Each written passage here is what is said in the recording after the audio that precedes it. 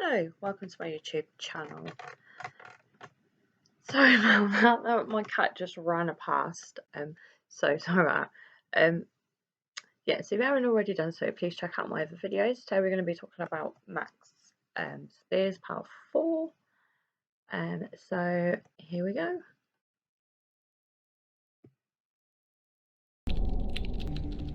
This is the second part to the death, but it's the last part now. We've been in contact with a man in Poland who says he is a quantum therapist. Oh, tarot cards. He's sent us copies of emails from Monica Duval and Madeline Namro, who were friends with Max in Warsaw. Our translator Ula goes through them with me. Mr. Christoph, I would like to ask you, would you be willing to help Max Spiers? I think that he needs an urgent help, and he's aware of the state that he is in. We would really like to help him a lot. Would you be able to do it? And then comes Madeline. She said Max Spiers suffers on personality disorder and paranoidal schizophrenia. Wow, and he's addicted to medicines. That's I'm a bit worried serious. That's knew pretty bad. how bad his state was. Mm-hmm. It sounds like they're quite desperate, doesn't it? Mm. The quantum therapist agrees to help, and he tells them that Vitamin Max should B take for mental niacin illness. or vitamin B3 before they meet. It's not clear why you would use this for therapy, or if Max They never never took met. it. The two men never met. Okay, that's just raised more questions than actual answers, doesn't it?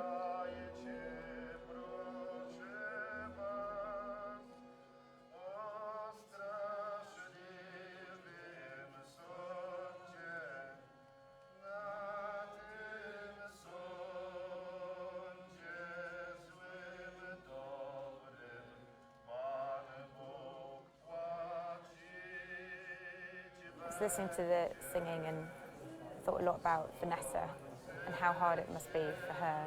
Max was her baby boy, and then he grew up, and whatever happened in his life, he's now completely distant from her. Beyond the story, beyond the theories and the conspiracies and the online chat, the fact is that she's lost her child, and his children have Remember lost what their they father. think about the whole thing. I think it's going to affect them for the rest of their lives. That's huge. It's really big.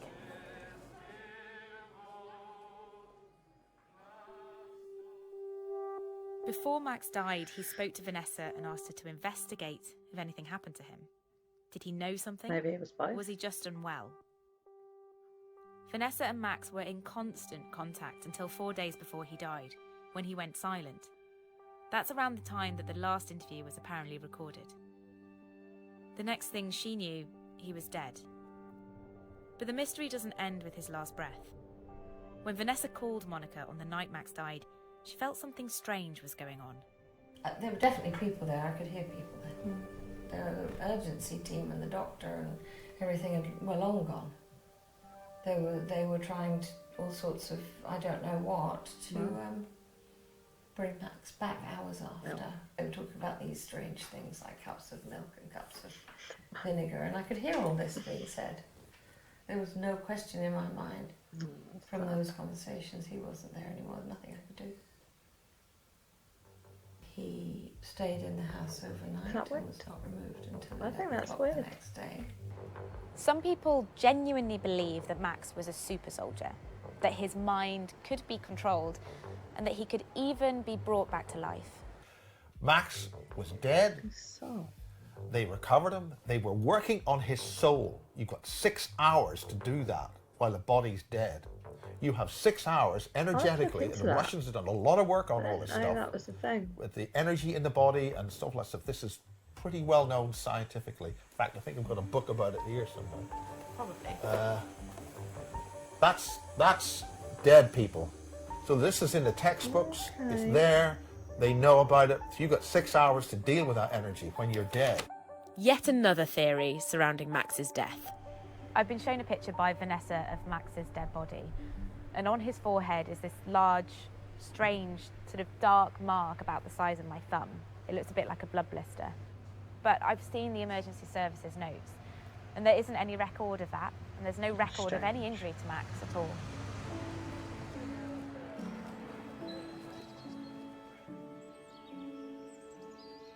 We got Max back home as quickly as we could.